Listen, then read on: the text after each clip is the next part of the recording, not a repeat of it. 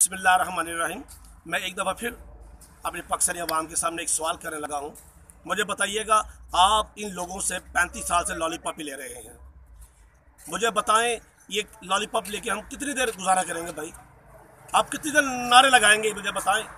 मैं आपसे एक सवाल करता हूँ और मुतालबा करता हूँ और यकीन दिलाता हूँ आपको, अगर यही लोग वोट आप आम लोग पार्टी को दें, आम लोग पार्टी को कामयाब कराएं पूरे पाकिस्तान में, यकीन कीजिएगा ये दावा नहीं है, जो हमारे पास एक प्लान है, जो प्लानिंग है लेके आ रहे हैं।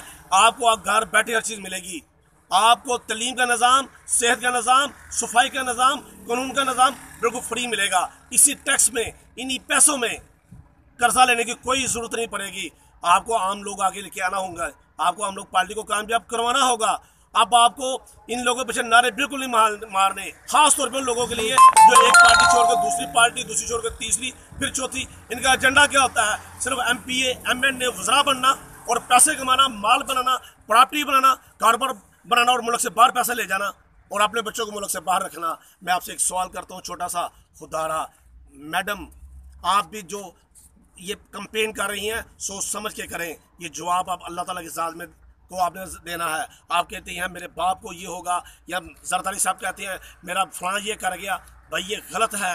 आप लोगों के लिए सोचिए, अपने गिरेबान में झांक के देखिए कि आपने किया क्या, लोगों को दिया क्या है और बातें आप क्या करते हैं, झूठ बोलते हैं आप कौन से।